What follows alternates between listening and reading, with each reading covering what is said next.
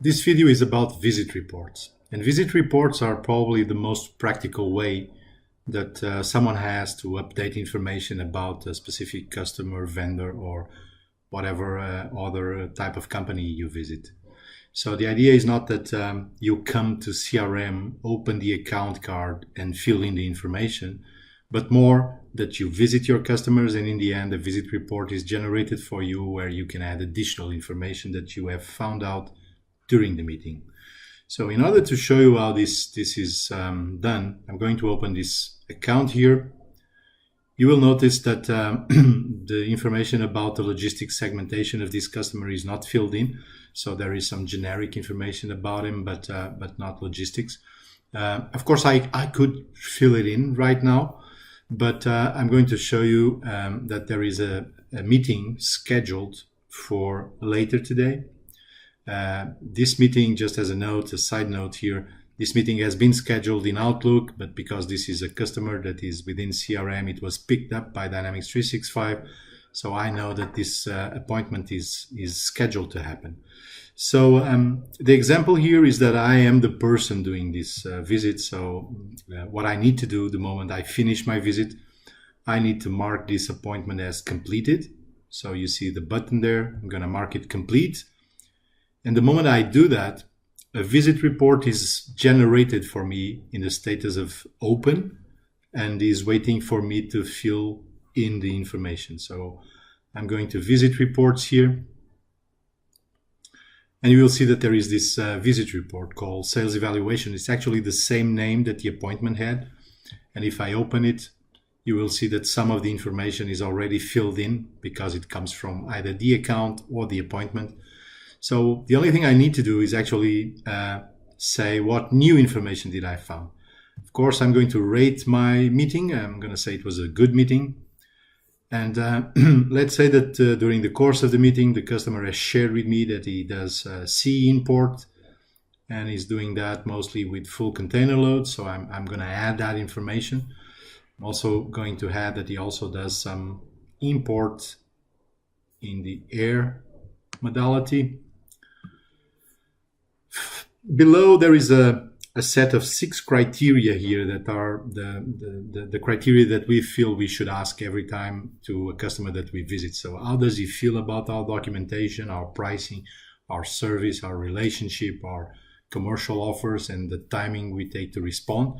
So let's say that this customer has complained a little bit about the pricing, but on the other hand, he said that we were excellent on timing. Okay. So if we scroll down a little bit, then you will see all the additional information. And this means, did I find out that the customer is dealing with a new commodity group, let's say, for instance, tires?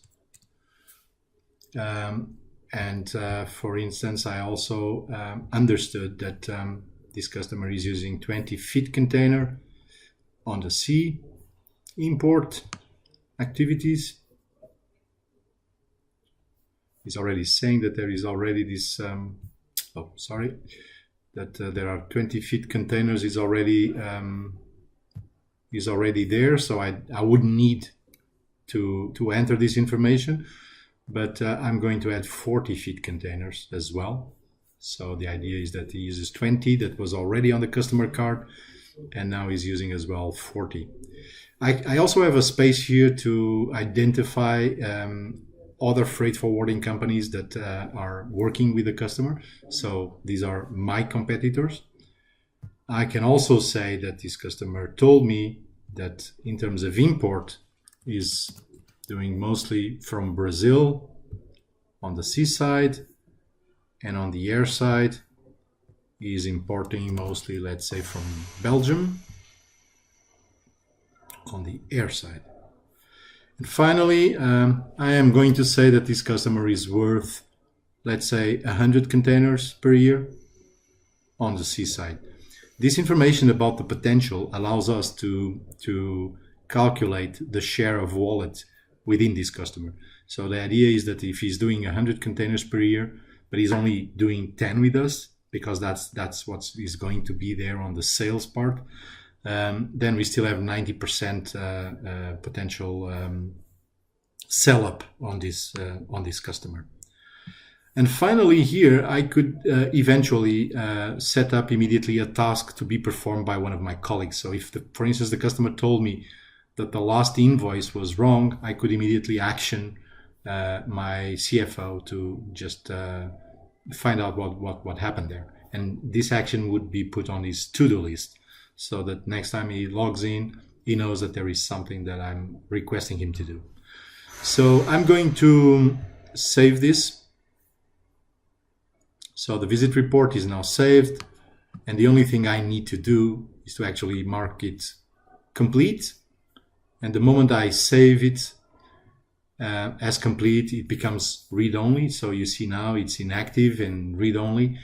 And what happened here was that the customer card got updated, and I'm going to open this customer again. And you will see that this information that I filled in is now part of the customer card because it was picked up. You see the logistics segmentation on this side is already reflecting what I told in the visit report. And of course, if I would look at package types, you would see the 40 feet container there, just added just now. And of course, the 20 feet container that was already there. Actually, when I tried to fill in 20 feet container, he told me, hey, this is already in the customer card. You don't need to do it. Okay, so you see that visit reports are the most practical way to fill in information and to keep the information updated about your customers. Thank you very much.